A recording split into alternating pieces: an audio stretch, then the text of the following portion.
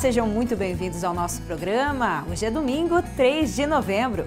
Professor Celso, bom dia. Começando mais um mês com as notícias do agro aqui, né? Bom dia, Antoniela, tudo bem? Um bom dia a todos que nos assistem. Dê uma olhada nos assuntos da edição de hoje. O serviço do IDR Paraná, que monitora a ferrugem asiática, tem obtido bons resultados, diminuindo em 35% a aplicação de fungicidas nas lavouras de soja. A pesquisa quer testar diferentes doses de adubação do milho para aproveitar melhor a absorção do nitrogênio. O nitrogênio, acho que como a maioria sabe, é muito importante para a cultura do milho. Eu acho que é o segundo fator que mais limita a produção. Especialistas falam que o objetivo é aumentar a produtividade das plantas. O Agrofag pelo Brasil esclarece dúvidas sobre a floração das baunilhas e sobre como cultivar pitangas em vasos. Você vai ver que é possível estar na roça e na cidade ao mesmo tempo.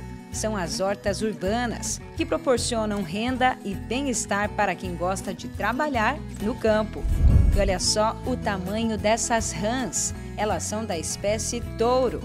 A criação fica em Pimenta Bueno, em Rondônia. E você vai saber mais sobre ela daqui a pouco.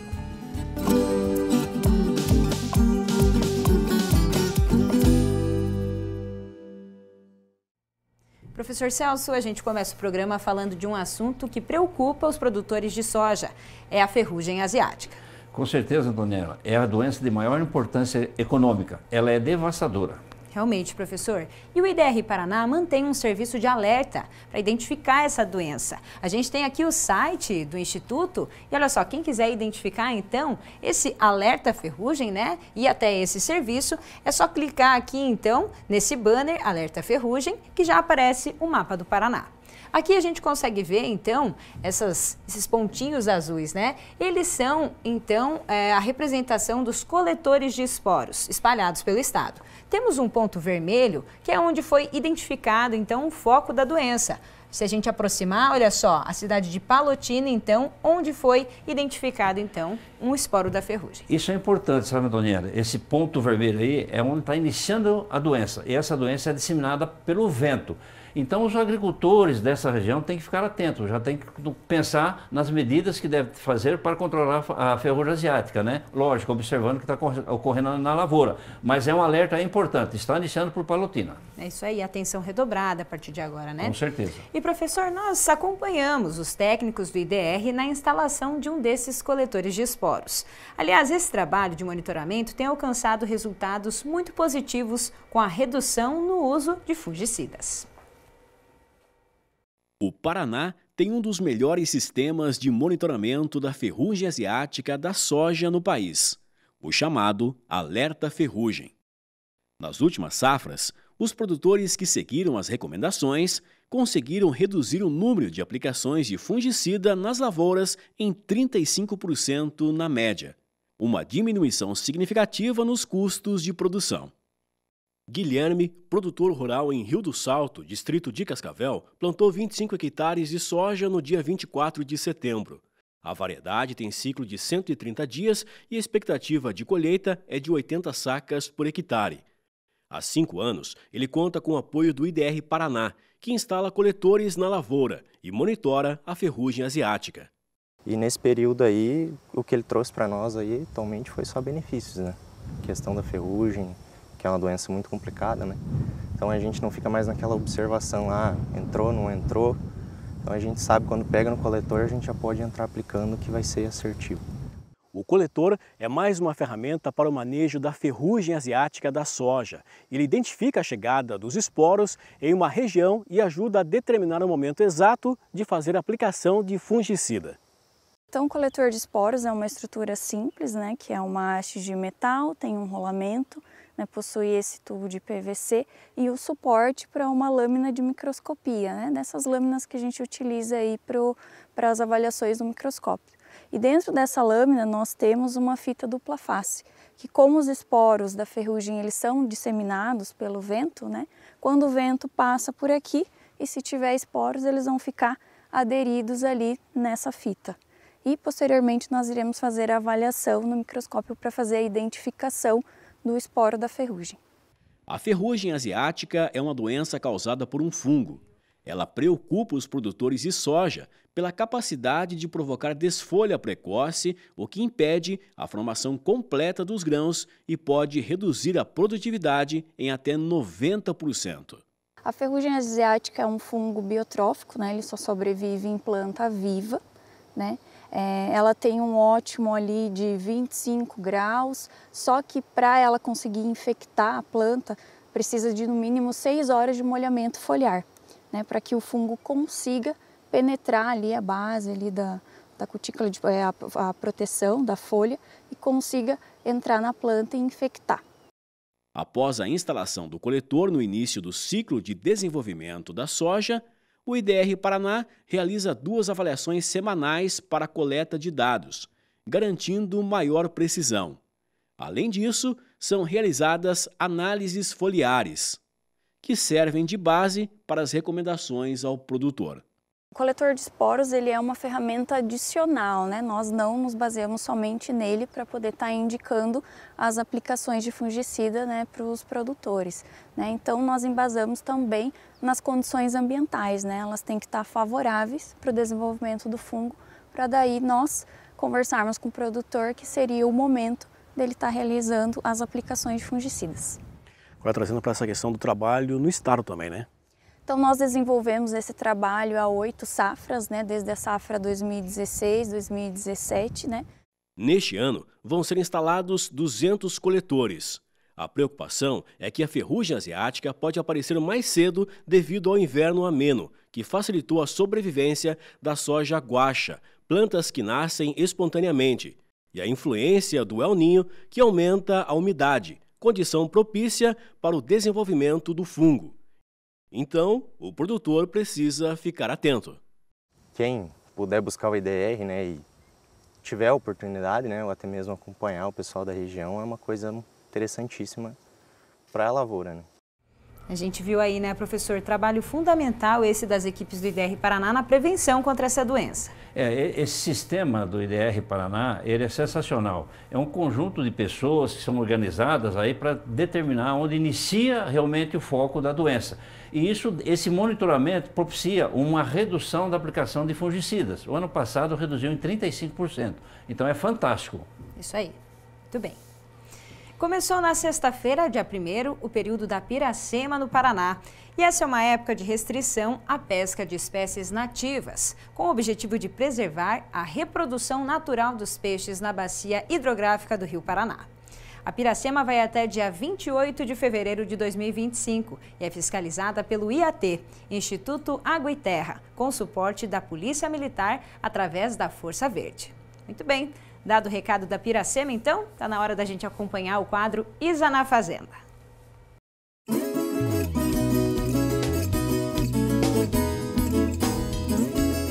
A cultura do limão tem crescido como uma das frutas cítricas mais produzidas e consumidas no mundo.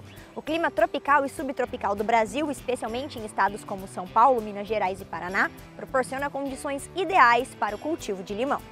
Em 2023, o Brasil foi responsável por cerca de 10% da produção mundial de limões e limas, ocupando uma posição de destaque na exportação da fruta, principalmente para países da Europa e América do Norte.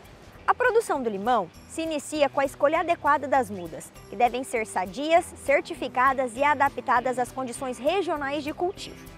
No Brasil, as variedades mais plantadas incluem o limão Tahiti, amplamente consumido em sucos e temperos, e o siciliano, valorizado por seu sabor mais ácido. O plantio ocorre em locais com boa exposição solar. A técnica de irrigação por gotejamento é recomendada para manter a umidade ideal sem encharcar o solo, uma prática comum em áreas de produção intensiva, como no norte do Paraná. Para assegurar uma produção contínua e de alta qualidade, o manejo do pomar de limão exige práticas de podas regulares, controle fitossanitário e o monitoramento constante de pragas como o ácaro da leprose e a mosca das frutas. Essas pragas, se não controladas, podem reduzir drasticamente a produtividade e afetar a qualidade dos frutos, impactando o mercado. A colheita do limão ocorre entre 6 a 8 meses após o plantio, dependendo da variedade e das condições climáticas. A época de colheita no Brasil se concentra nos meses de primavera e verão, quando a demanda pelo fruto é mais elevada. A colheita é feita manualmente, selecionando frutos maduros e sem danos, o que garante um produto de qualidade para exportação. Em termos globais, os maiores produtores de limão incluem México, Índia e Argentina. O Brasil ocupa uma posição de destaque na América Latina com aproximadamente 1,5 milhão de toneladas de limão produzidas anualmente. No Paraná, a produção de limão tem crescido, especialmente do Tahiti, que tem excelente aceitação internacional. Com manejo adequado e tecnologias de produção eficientes, o setor citrícola brasileiro pode continuar ampliando sua presença global, aproveitando as vantagens do clima e da infraestrutura para exportação. Não deixem de acompanhar o Agrofag nas redes sociais e ficar por dentro de mais novidades. Nos vemos na próxima semana. Até lá! Muito bem, obrigada, Isa. Professor Celso, que tal um giro pelo Brasil agora? Bora lá, Agrofag pelo Brasil.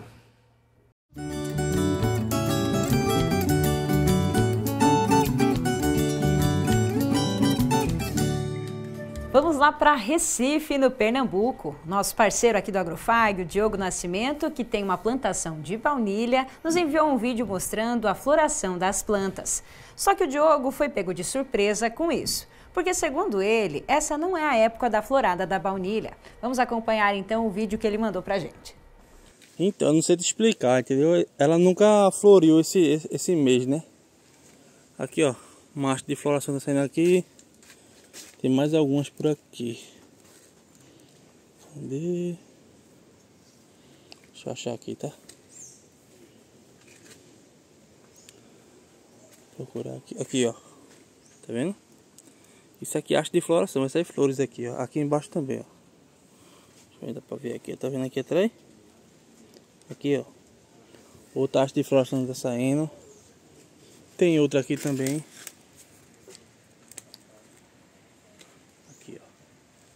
Deixa eu ir pro lado de lá. Aqui, ó, tá vendo? Isso aqui é uma haste de floração, ó. E tem mais por aqui, se eu catar. Não sei o que deu nela. Aqui, ó, essa aqui, ó, já tá com mais. Tem uma haste de floração aqui, ó. Outra aqui. Essa aqui tem várias. Tem uma aqui. E aqui já nasceu um cachinho já, ó, tá vendo? Aqui já nasceu um cacho, provavelmente daqui a 2 semanas já vai ter aqui mais ou menos mais 10 flores aqui, ó, só nessa haste floral, tá? Então, todos esses pequenininhos que tá nascendo aqui, ó, vai formar uma haste floral assim, ó. Então, por ali, ó, também tem um bocado. Então daqui alguns dias vai ter flores, aí eu venho e mostro pra vocês, tá? Faço um vídeo detalhado. Mas acredito que não sei se é pelo calor que tá aqui, o clima, ou algum estresse que a planta teve, ou ela nunca floriu nesse mês, né?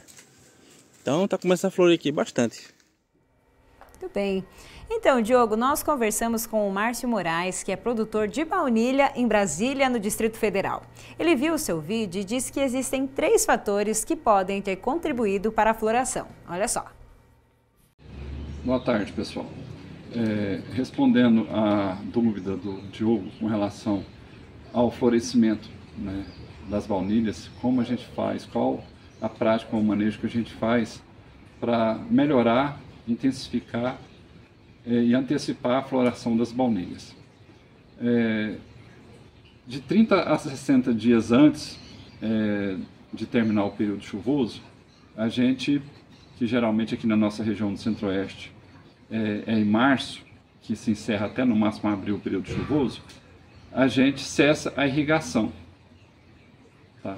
Mas antes disso, 30 a 60 dias antes, a gente fornece a adubação de fósforo, cálcio e boro, né, para estimular o florescimento.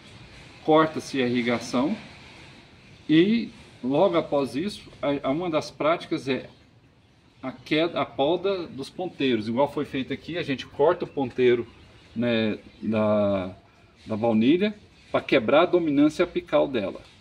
E com isso, no máximo 60 dias depois que a gente faz essa prática, começa a aparecer os botões florais, né? No caso, aqui foi feita essa poda, surgiu esse cachinho de flores e essa flor foi polinizada agora há pouco, né? Vocês estão vendo que foi polinizada. Vocês vão ver como é que foi feita a polinização dessa flor. Então, são 3 fatores, né, que promovem o florescimento. Primeiro, a poda do ponteiro, porque ela quebra a dominância apical. A fertilização com fósforo e boro mais cálcio, que também estimula a floração e garante também o vingamento dos frutos. E o corte da irrigação, ou estresse hídrico. A gente tem que fazer pelo menos 30 a 35 dias, no mínimo, sem irrigar nada. Porque aí a planta, com esse estresse hídrico, tá? E essa poda, ela vai então emitir brotos de floração e não brotação de ramas, né, para crescimento vegetativo. Tá bom? É isso aí, espero ter atendido a resposta. Ótimo, a gente agradece ao Márcio pelas informações e aguardamos o que o Diogo vai dizer se alguma dessas ações influenciaram na floração da baunilha lá em Recife. E agora tem Isa de novo aqui no Agrofag. Essa semana nós publicamos um vídeo sobre o cultivo da pitanga. Olha só, no vídeo do quadro Isa na Fazenda tem informações sobre o cultivo, como a época de plantio, adubação, espaçamento e até comercialização. E ele gerou muitas visualizações e também alguns comentários. Olha só, quem participou aqui com a gente foi a Jaqueline. Lembro da minha infância, então, com a pitanga. A Marta também comentou, fruta deliciosa. E aí a gente recebeu também 2 perguntas. A Sandra contou assim, amo pitanga, como faço para plantar em vaso? Já a Silvia contou pra gente, eu tenho um pé em vaso, já nasceu a flor, mas o fruto não cresceu. Que adubo eu devo colocar? Então, para responder essas perguntas, a própria Isa participa aqui de novo com a gente. Olha só. Oi, gente! Eu tô aqui de novo para esclarecer dúvidas sobre pitanga. A primeira dúvida é da Sandra e ela quer saber se pode cultivar a pitanga em vaso. Sim, Sandra, você pode cultivar ela em vaso na sua casa. O que a gente recomenda é que você tenha um vaso grande, que ele seja alto e largo para um bom desenvolvimento das raízes. A gente também recomenda que você já compre a muda no viveiro e também um substrato em uma casa agropecuária. Depois de transplantar, é só fazer a rega e podas 2 a 3 vezes no ano. Essa poda você vai fazer de condução para que tenha uma boa luminosidade entrando nos galhos e uma boa frutificação. Então, o que você tem que levar em conta também é que produzindo em vaso, a árvore ela vai ficar menor, tá? O pé de pitanga não vai crescer tanto e o número de frutos também vai ser reduzido por conta do espaço ali da raiz. Agora, esclarecendo a dúvida da Silvia, que já plantou a pitanga em vaso, teve floração, mas não teve a frutificação. Então, o que pode ter acontecido? Um dos principais fatores pode ser a polinização. Quando a gente tem a pitanga ali, a flor, ela precisa de um inseto polinizador, geralmente a abelha. Se está num local que não tem esses insetos, não teve polinização e, consequentemente, a formação do fruto. Outro fator também importante é a luz solar. A pitanga precisa de 4 a 6 horas de luz por dia para auxiliar na formação dos frutos. Então, se ela está num local com sombra, tem que mudar ela para poder produzir os frutos. Em relação ao nutriente que você perguntou, a gente indica um nutriente rico em potássio para a frutificação. Você pode comprar esse nutriente em casa agropecuária ou para alternativas orgânicas, a farinha de ossos ou o humus da minhoca. Obrigada de novo, Isa. E se você também tem dúvidas sobre o manejo de alguma planta ou criação, fale com a gente pelo WhatsApp, é no 45-3321-3970. Se você tem fotos e vídeos da produção, conhece alguém que queira compartilhar informações e novidades aí da sua região, ou sugerir assuntos que podemos tratar aqui no programa, entre em contato com a gente. Nós estamos em todas as redes sociais, lá no Instagram, no TikTok, no YouTube e também no Facebook. Participe com a gente. E aproveitando que o Agrofag está nessa viagem pelo Brasil, agora a gente vai até Rondônia mostrar uma criação de rãs. Os nossos colegas do Sistema Gurgax de Comunicação produziram uma reportagem em Pimenta Bueno, cidade que fica a 500 quilômetros de Porto Velho, com o seu José Cláudio Sanches. Ele cria rãs da espécie touro. Vamos acompanhar. A criação de rãs está na vida do seu Cláudio há mais de 20 anos. Durante 10, ele usou a paixão como estudo, um experimento, um tipo de pesquisa. Muitas leituras sobre o assunto até chegar nesse ponto de se tornar o maior criador de rãs do estado. Hoje, ele tem a ranicultura como uma das fontes de renda da família. O ranário fica na zona rural de Pimenta Bueno, neste local situado no alto da serra, um lugar aconchegante e que nos remete a muitas lembranças boas. Fomos recebidos com um banquete, onde o prato principal, vocês já sabem, né? Carne de rã. Seu Cláudio nos leva para conhecer todo o processo de transformação das rãs, que é quando esses girinos crescem e se transformam em imago, ou seja, essas rãs pequenas, e também na fase de engorda, prontas para o abate. Qual é a espécie da rã que o senhor cria aqui? Essa aqui é a rã touro gigante, o nome dela é a Rana catesbeiana. É uma rã originária do norte do Canadá, na divisa do Canadá com os Estados Unidos. Ela é uma da região fria, ela não é uma da região quente, né? Aqui na região quente aí ela acelera o metabolismo dela, lá ela demora bastante tempo para crescer. A diferença de tempo de lá para cá? Ah, lá é mais 2, 3 anos para uma rã crescer. Aqui 8 meses? Aqui 8 meses, porque ela, quando a água baixar de 10 graus, ela hiberna, né? Aí ela para o metabolismo, para de se alimentar. Agora essas águas, sim, normalmente aqui estão entre 20 e 30 graus, que é o ideal para ela. O Brasil é o segundo maior criador de rãs do mundo. O primeiro é Taiwan, mas existe uma diferença. Na Ásia, as criações são semi-intensivas e as rãs ficam soltas, enquanto no Brasil, os ranários adotam um sistema de confinamento. Ao todo, são cerca de 20 mil rãs que seu Cláudio cria aqui na propriedade dele. A principal exigência das rãs para serem criadas, seja qual for o objetivo, é água limpa e de boa qualidade. Logo, o melhor local para criá-las é aquele que possui esse recurso. E aqui é o que não falta. Tudo bem limpinho e com todas as normas de inspeção. E o resultado de todo esse cuidado vem na qualidade das rãs. Essa aqui eu estou monitorando o peso delas, né? Elas com 5 meses já estavam com 210 gramas. Essa aqui eu estou monitorando desde da girinagem. Ela começou com 30 gramas, ou com 15 gramas, saiu o imago, né? Aí com 30 dias estava com 30 gramas, com 60 dias já estava 60 gramas, e com 90 dias já estava com 110 gramas. E com 5 meses agora foi pesado, já estava com 220 gramas. Uma rã pode chegar até pesar até quantas gramas? Olha, no abate, normalmente, a partir de 250 gramas já dá abate, mas ela pode chegar a 600, 700 gramas.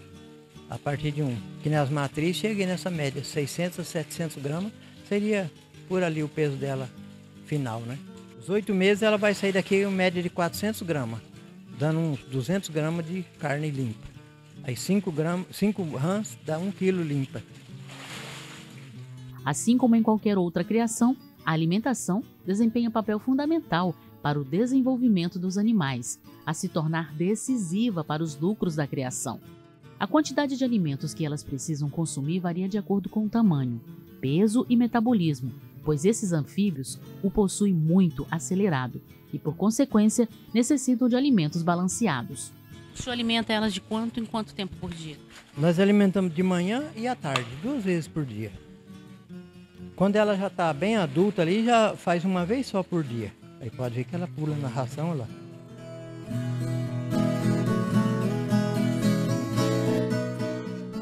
Se alimenta melhor de manhã cedo. De manhã cedo só jogou rapidamente, não dá 5 minutos, ela já comeu tudo, os 2,5 kg.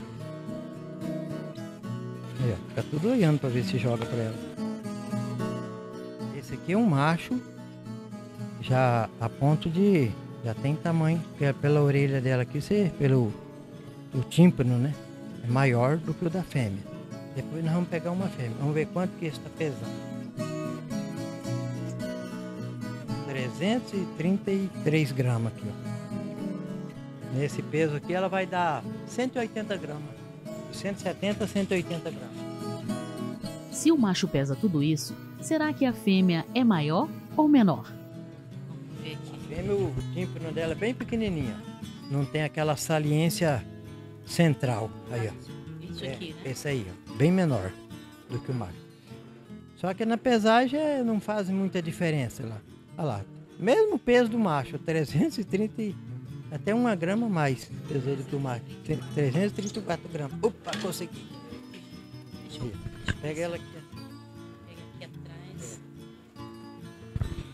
E o engraçado, o interessante, é que a pele dela parece a pele de um peixe. Você tem que ter cuidado para pegar, para que ele não escorregue. Olha só como é bonitinha. Olha a tonalidade da pele. Verde, um verde musgo, muito bonito. Não faz medo nenhum de pegar uma bichinha assim, não é não? Tanto é que o senhor gosta muito da criação, né? Eu gosto e eu passo meu dia todo aqui tranquilo. Aqui, nessa baia, mede 10 metros quadrados. Equivale a 600 rãs já na fase do abate. Essa que está aqui na minha mão é um macho. E ele faz um papel fundamental. Na hora que a fêmea vai soltar os seus ovos, ele dá o abraço da paixão. Sabe o que é isso? Que deve durar em torno de 3 a 4 horas. A fêmea vai soltando os óvulos e ele vai fecundando na medida em que eles vão saindo dela. Aí durante a madrugada, a fêmea procura o macho que ela escolheu. Aí ele faz esse abraço, chama de abraço nupcial mesmo. Ele abraça ela por trás, fica por cima dela com essas mãos aqui, espremendo o dorso dela. Aí ela vai expelindo os ovos e ele vai colocando os espermas por cima desses ovos. Ele também vai fazendo a fecundação. Eles vão batendo as patinhas, vão esparramando a gelatina, né, que ela dissolve numa gelatina. E aí, quando chega de manhã cedo, você chega lá, já tá, nenhum dos dois está mais lá, tá só a quantidade de ovos já fecundado. A eficiência da fecundação pode variar muito em razão das condições em que ocorre o acasalamento, ou seja, nem sempre todos os ovos de uma desova são fertilizados. Devido a todo esse processo, hoje o ranário do seu Cláudio está sendo fonte de pesquisas de universidades da região. A Unir lá veio aqui, eles estão querendo pegar e fazer uma ração para pet.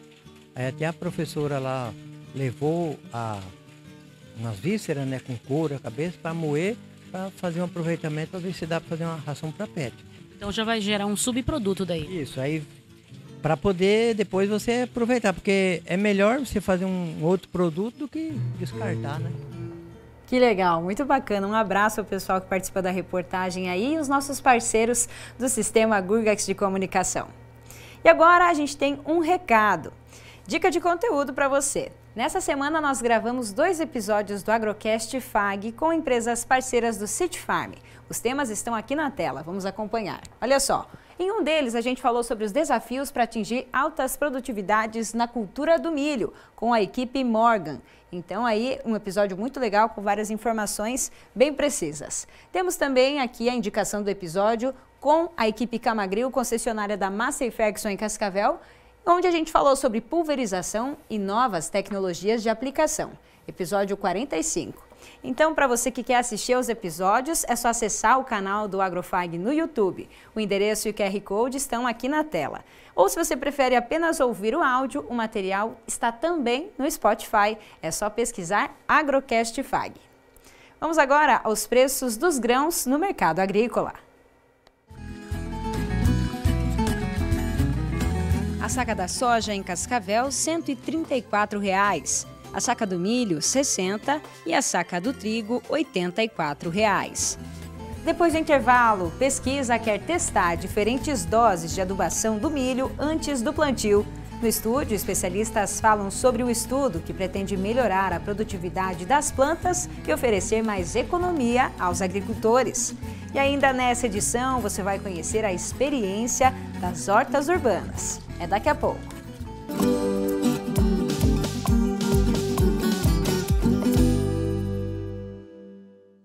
City Farm FAG 4ª edição, impulsionando o futuro do agronegócio brasileiro. Acadêmicos, professores, empresas e produtores congregando conhecimento técnico e científico à realidade do mercado. Nos dias 22 e 23 de novembro, o Centro FAG receberá as maiores marcas do agro nacional em um show de inovação e tecnologia. Estrutura para alimentação e atrações para toda a família. Venha participar. City Farm FAG. Evoluir e transformar. Nosso agro realiza. Conectados ao mundo. Somos todos. Somos um só. Somos muito mais. Global Connection. descubra o novo programa de pós-graduação Centro Universitário FAG. Acesse o site e conheça os cursos disponíveis, conexões internacionais e experiências transformadoras. fag.edu.br/pós. Inscrições pelo fone 4533213964. Pós-graduação Centro FAG. Global Connection. Realize.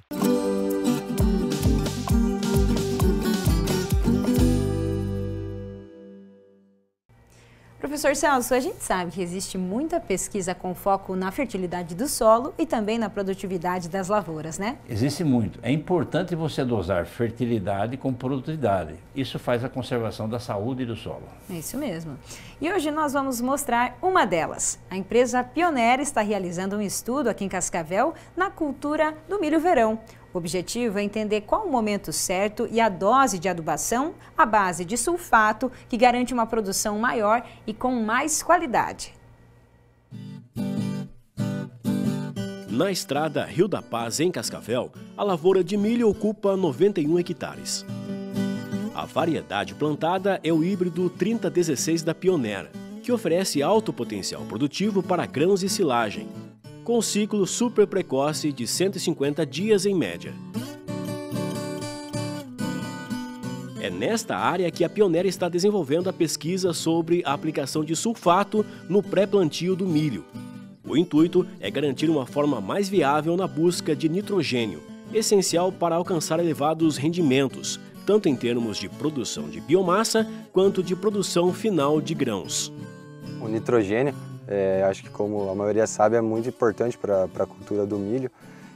Eu acho que é o segundo fator que mais limita a produção, ficando apenas atrás do clima, e é um nutriente que muitas vezes da parte que você aplica é pouco aproveitado, né? Você pode perder até 50%. Então a gente fez um teste aqui, onde a gente procura ter uma melhor eficiência na aplicação desse nitrogênio. Marcos Zancanaro é quem acompanha o estudo. Ele é filho de agricultor, acadêmico de agronomia e está sempre buscando novas tecnologias e manejos para o campo. A área pertence à família dele, que disponibilizou 1 hectare para a pesquisa.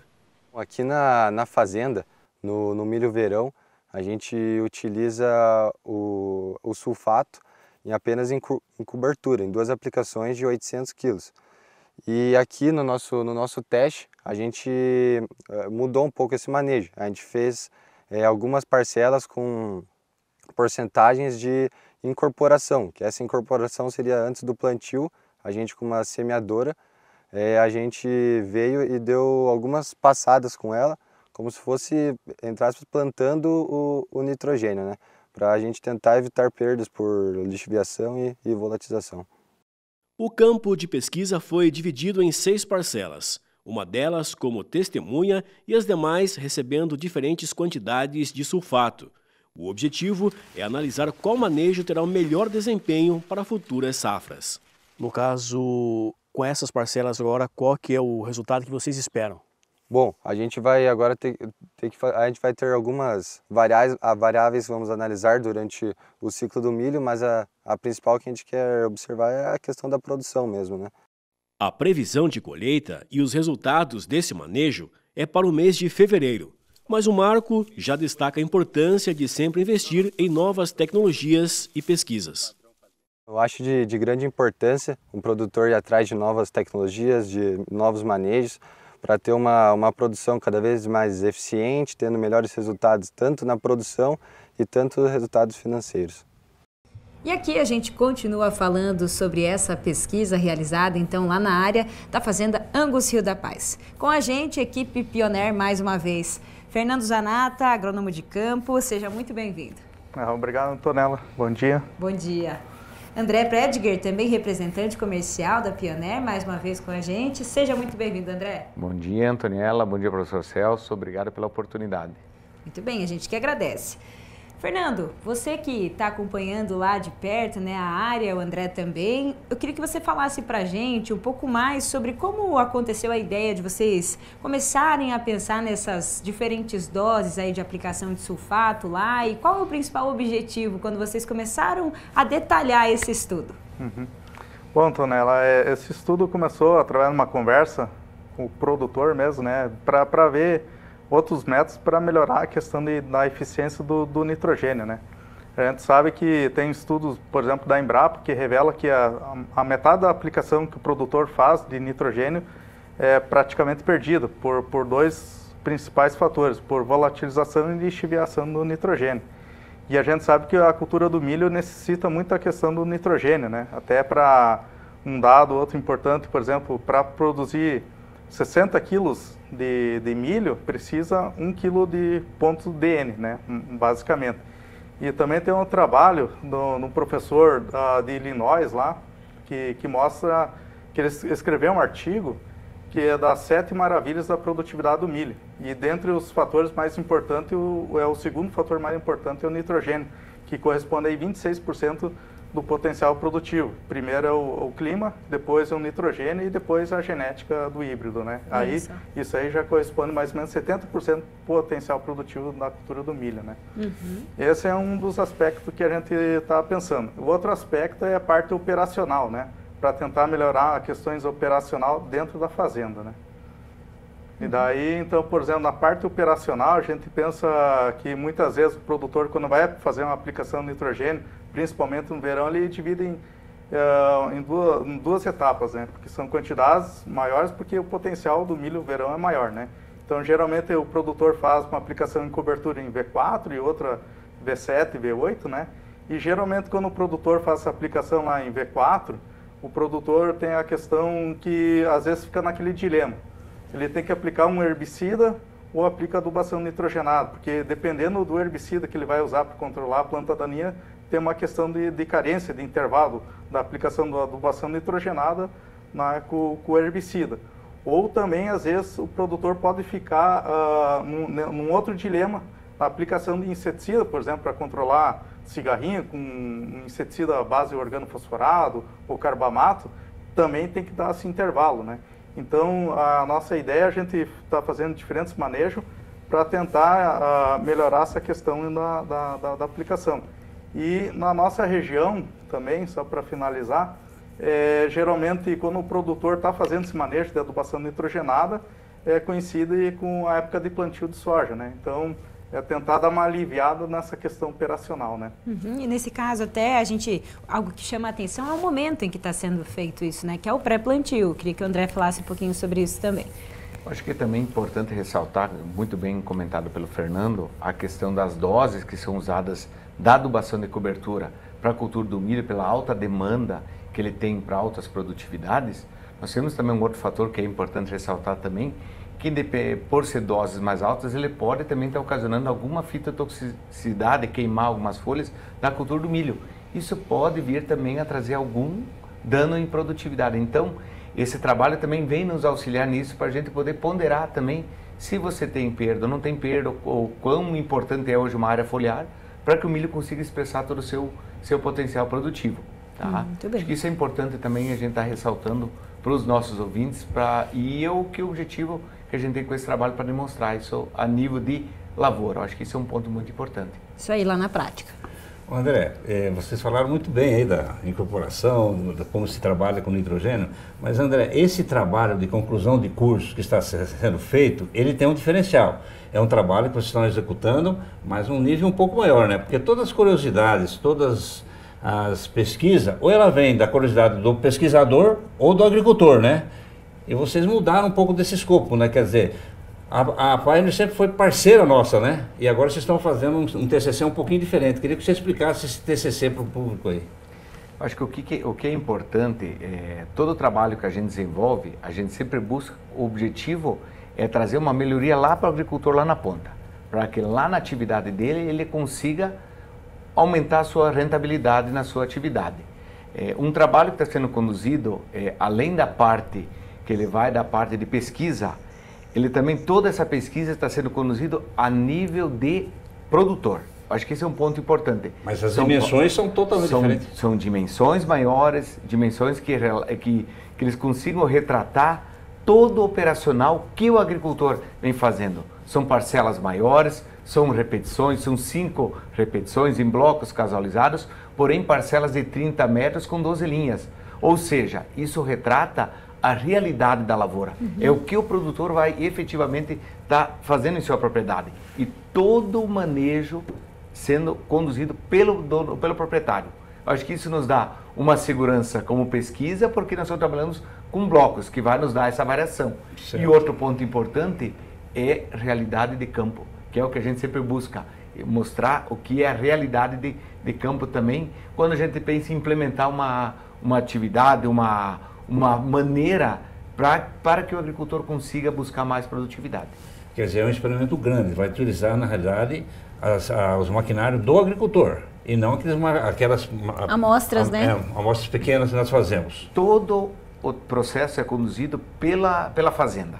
Vai desde o preparo do solo, da incorporação do sulfato, que no caso do produtor está sendo usado o sulfato, o plantio da área, os manejos defensivos, tanto de herbicida, inseticida e fungicida, todo o processo está sendo conduzido pelo agricultor. Eu vou aproveitar para perguntar para o Fernando aqui, a gente conversava, né, nos bastidores, são 2 hectares aproximadamente em que esse estudo está sendo feito, né, com a parceria entre vocês e aí o produtor, 6 tratamentos diferentes e 4 repetições. Queria que você explicasse também para a gente identificar um pouquinho mais esses 6 tipos de tratamento, vocês vão fazendo o teste para entender lá na frente o que daria mais certo esse equilíbrio, né? Isso.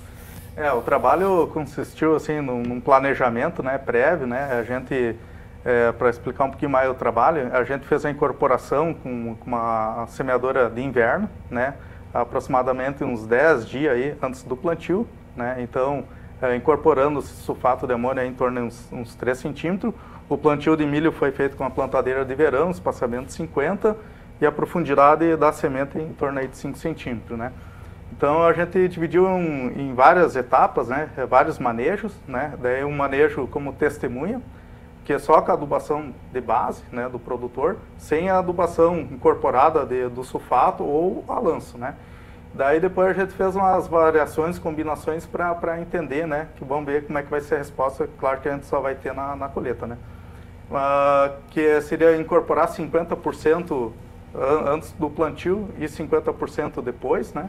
Um outro tratamento que é o padrão da fazenda, né, seria 2 aplicações de cobertura, uma em V4, outra lá em V6, V7, né.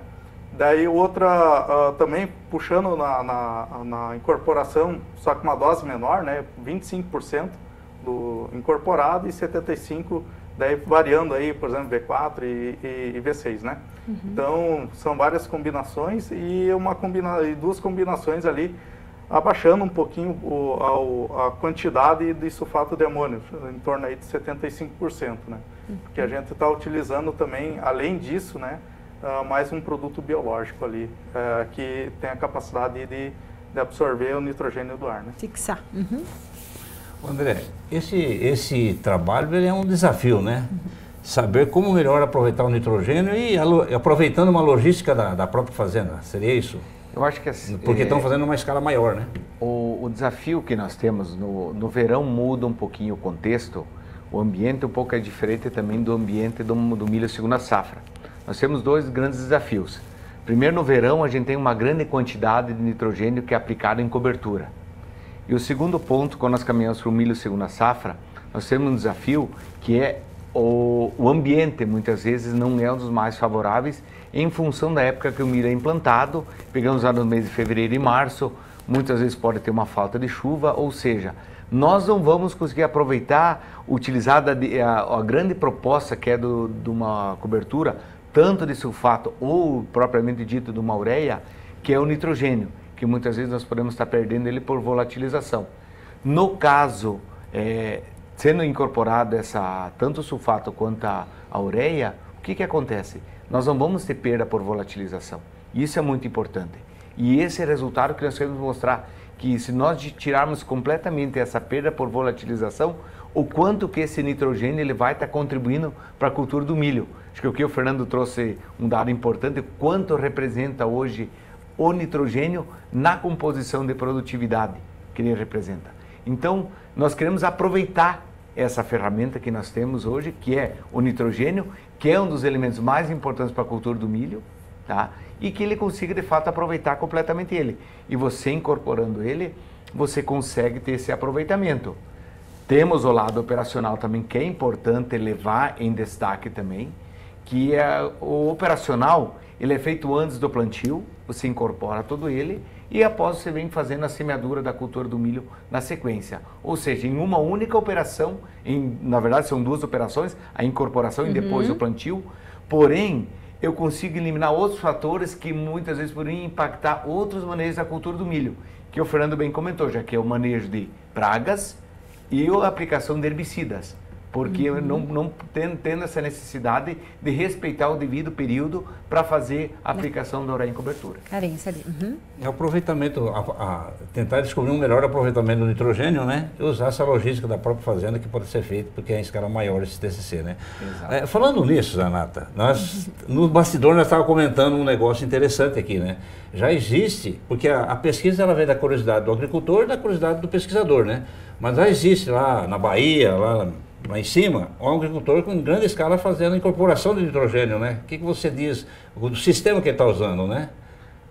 Incorporação que eu falo, jogar no suco, né? Isso, já existem algumas fazendas na Bahia e em outros locais também no Brasil que já adotam esse sistema, né?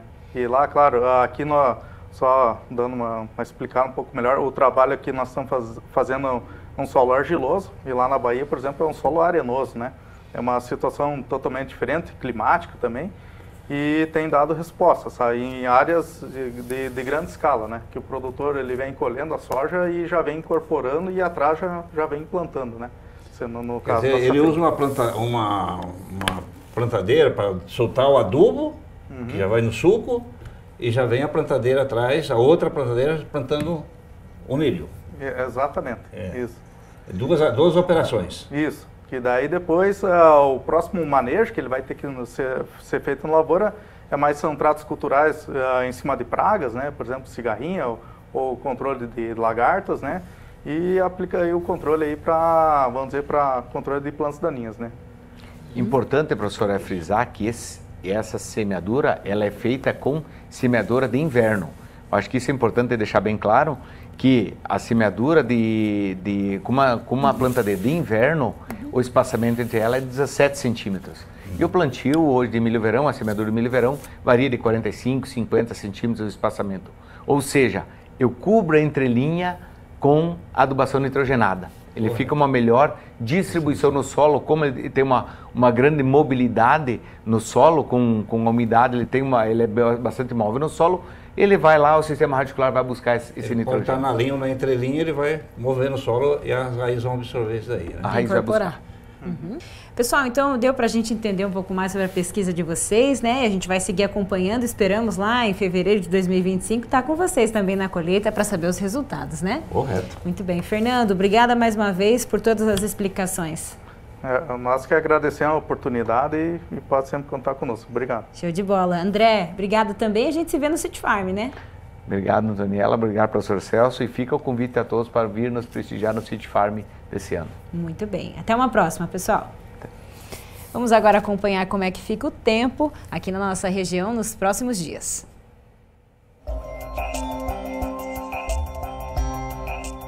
Devido ao deslocamento de uma massa de ar úmida sobre o sul do Brasil, a instabilidade ganhou força no fim de semana aqui na região oeste do Paraná. E em Cascavel, as chuvas seguem. Pancadas devem ocorrer ao longo de todo o dia. A condição traz mais frescor para as temperaturas. Conforme mostra o CIMEPAR, elas devem ficar entre 20 a 25 graus. Até quarta, o tempo em Cascavel vai contar com garoa e segue com temperaturas agradáveis. Segunda, a máxima é de 24, na terça, 28 e na quarta-feira, 29 graus. Já em Guaíra, também tem chuva hoje, mas o volume é baixo e o tempo segue abafado, com mínima de 22 e máxima de 29 graus. Entre segunda a quarta, não estão descartadas pancadas rápidas de chuva. A mínima nessa semana é de 22 e a máxima esperada é de 32 graus, que deve ocorrer na quarta-feira. Agora vamos para Foz do Iguaçu, em que a expectativa é de que a semana conte com um tempo abafado. Em relação à chuva, o CIMEPAR indica a precipitação mais expressiva do que nas demais cidades nesse domingo. A mínima para hoje é de 23 e a máxima é de 28 graus.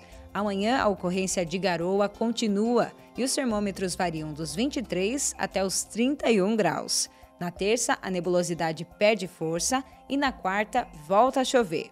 A chuva será um pouco mais intensa, como na segunda-feira, e o calor segue na cidade. 32 graus é a máxima esperada na quarta-feira. No próximo bloco, vamos mostrar como funciona uma horta urbana, espaço em que são plantadas verduras fresquinhas e que atrai quem ama trabalhar com agricultura, bem no meio da cidade. É já já!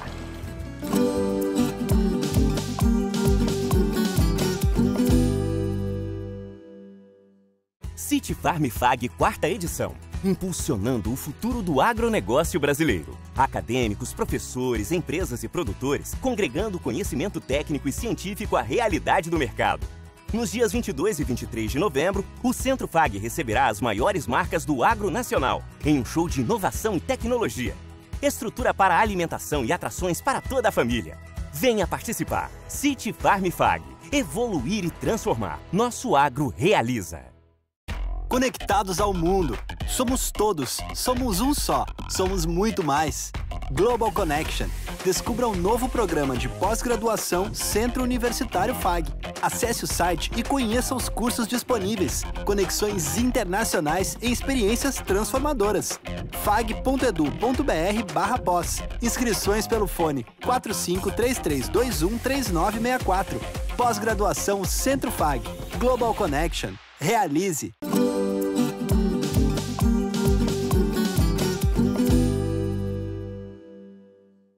Você acha que é possível estar na roça e na cidade ao mesmo tempo?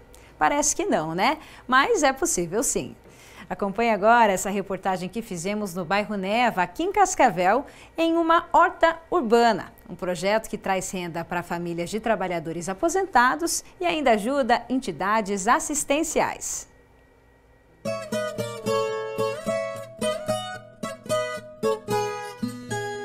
No meio da cidade, cercada por casas e prédios, ela se destaca.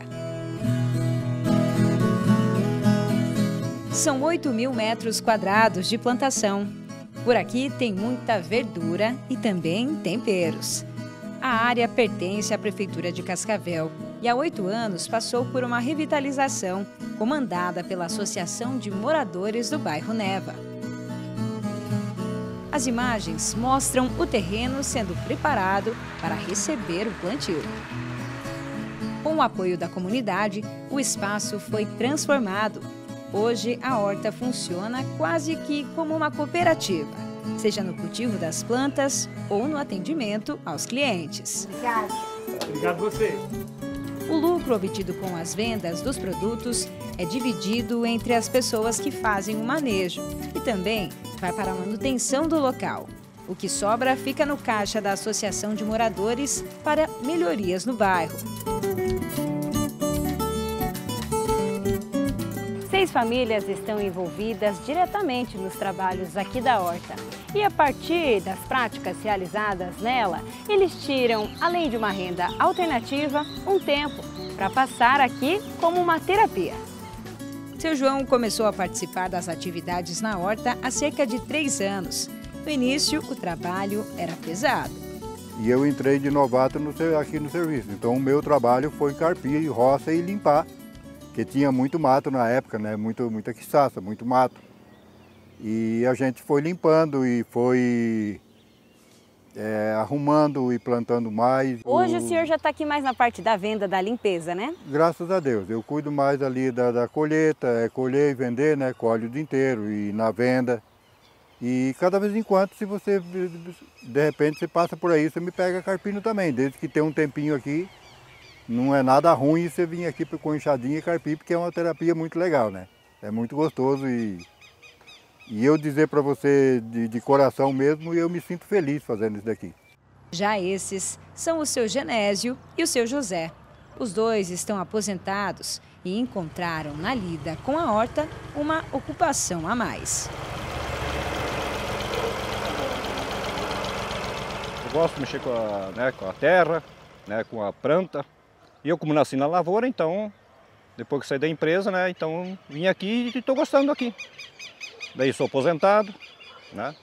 Aí entra uma rendinha para ajudar a aposentadoria na casa, né? A gente não depende disso aqui, porque eu sou aposentado também, né? Mas eu estou aqui porque eu gosto de lidar com a terra, né? E faz bem, ajuda um pouco, dá uma rendinha. É um passatempo para não ficar, né, dentro de casa, porque dentro de casa não presta. Para quem gosta de trabalhar, não presta, né? Então eu, como gosto de mexer com a lavoura, mexo com o trator, mexo um monte de coisa lá, então vai entretendo o tempo. Né? É para isso que a gente está aqui. E além disso, ajudando a comunidade também. Né? Porque nós fazemos parte. Porque se nós não estamos, por exemplo, aqui na lavoura, trabalhando aqui, fazendo a horta crescer, né? Então se está crescendo para a comunidade. Que é toda a comunidade que vem aqui, né? Buscar verdura. Então é essa parte que também é interessante. Seu Arildo também é aposentado e mora a 2 quadras da horta. Virou amigo aqui do pessoal. Quando eles precisam de mim, eles só me ligam, em 2 minutos eu estou aqui. Porque realmente é uma terapia. É uma terapia. Eu aqui eu esqueço até das minhas dívidas, né? Mas aqui, olha, você relaxa. A cabeça você volta para casa com outra mente. É ele quem toma conta do cultivo das plantas medicinais e dos temperos. Uma tarefa acompanhada de perto pelos consumidores bem exigentes. E a gente está querendo reformar todos os canteiros agora novamente, né? Que nós já perdimos um canteiro aqui por demorar de limpar, né? Que era o canteiro que toda mulher quer, hortelã, né? Esse aí eu já vou plantar amanhã mesmo, já vou fazer o canteiro novo dele. E ver o que está precisando, né? Vamos adubar mais. Para deixar tudo certinho. Tudo certo aqui para Dona Maria vir aqui levar seu galinho para casa e fazer seu chá. A produção funciona sem o uso de defensivos químicos. São cerca de 70 pés colhidos diariamente. E tudo vem para esse tanque com água. Quando o cliente chega, quem fica no caixa já serve direto. Cada pé de verdura é comercializado a R$ 4,00. Já se levar 3 pés, o kit sai por 10. E quem compra, aprova. O seu João não deixa de garantir as verduras frescas colhidas na hora. Obrigado, vai com Deus. Obrigado. Que Deus acompanhe. E volte sempre. Valeu. E aqui o atendimento é bacana, o preço é bom, então a gente está sempre aqui. Já virou uma amizade. Já virou assim um cliente amigo. A comunidade também é beneficiada com doações. A produção que sobra diariamente é entregue a quem necessita. Aqui tem um posto de saúde que a gente doa verdura praticamente sempre para o pessoal dali, do posto de saúde, da escola. Aqui em cima tem o salão comunitário, que ele também ajuda bastante esse pessoal com talvez pequenas coisas, mas sempre está lá arrumando uma coisa. Com isso é da renda daqui também. E doa muito verdura, por exemplo. Um canteiro de alface desse tem 400 pés, você colheu 200, você conseguiu vender 200. Ou 300 que seja, você percebeu que ela vai ficar dura, ela vai passar do ponto, ela vai perder. Então o que a gente faz? A gente carrega um carro e leva numa escola, numa creche, numa pessoa pobre. Inclusive aqui no balcão a gente doa muita sacolinha de verdura para aqui, com pessoas que não tá na hora, talvez não está capacitado para poder comprar. Então chegou ali e pede, a gente doa essas verduras também. Então esse é a horta. E é assim, cercada de ruas e asfalto, bem no meio da cidade, que a horta essencialmente urbana consegue formar amigos e criar uma rotina. Obrigado, vai com Deus. Que de um jeito simples mantém um pé na roça. Olha, mil maravilha. Isso aí, para mim, olha, é muito maravilhoso. Chega a emocionar. Chega a emocionar. Lembra da infância, lembra de casa? Lembro da minha infância, dos meus pais, né? Muito bom.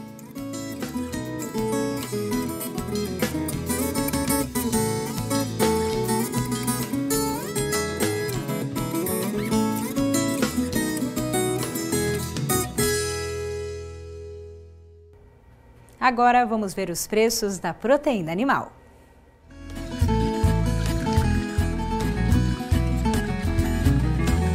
a arroba do boi gordo encerrou a semana em R$ 318,60. O quilo do suíno, R$ 6,43. E o preço do frango vivo, R$ 4,17. E agora chegou o momento da gente conferir as fotos e vídeos que vocês enviaram para a nossa equipe. Professor Celso, recebemos fotos lindas, né? Vamos lá, vamos ver. Vamos ver.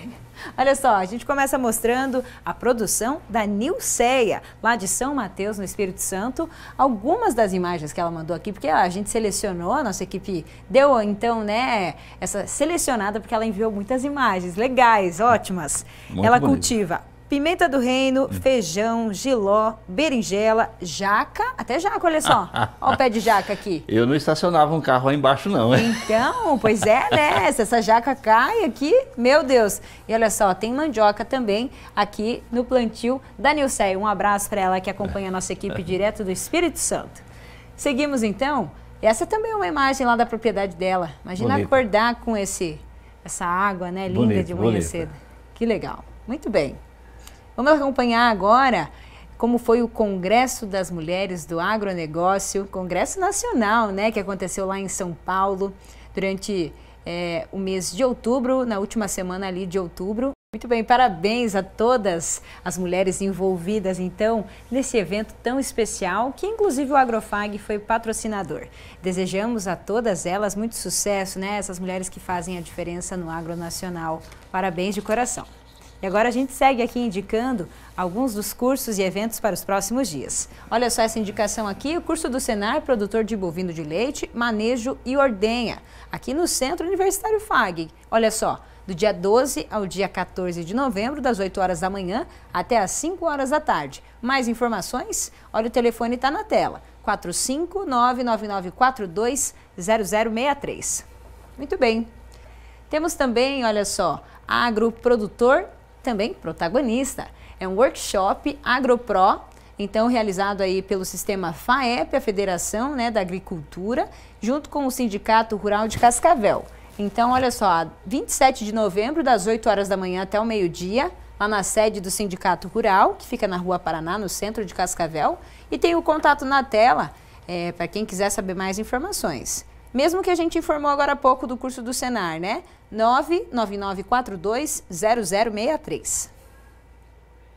Temos também aí um programa do Senac de gratuidade, né? Formando gente que faz. Então, um curso de boas práticas para serviços de alimentação. Vai acontecer no dia 4, então, de novembro, amanhã, até o dia 12, das 2 horas da tarde até as 5. Então, ainda dá tempo de fazer a sua inscrição, é só entrar em contato com a equipe do Senac. O telefone está aqui na tela, a gente deixa para vocês. Seguimos então, tem dia de campo da Plantar, começo de dezembro, dia 5 e 6, das 8 horas da manhã até as 5 da tarde. Então, com essa indicação aqui, a gente encerra nosso momento das redes sociais. Professor Celso, um ótimo domingo para o senhor, uma ótima semana. A gente se vê no próximo domingo com mais Agrofag. Para você também, Antoniela. Um abraço a todos, até a próxima semana. Tchau, tchau, pessoal. A gente se vê no próximo domingo.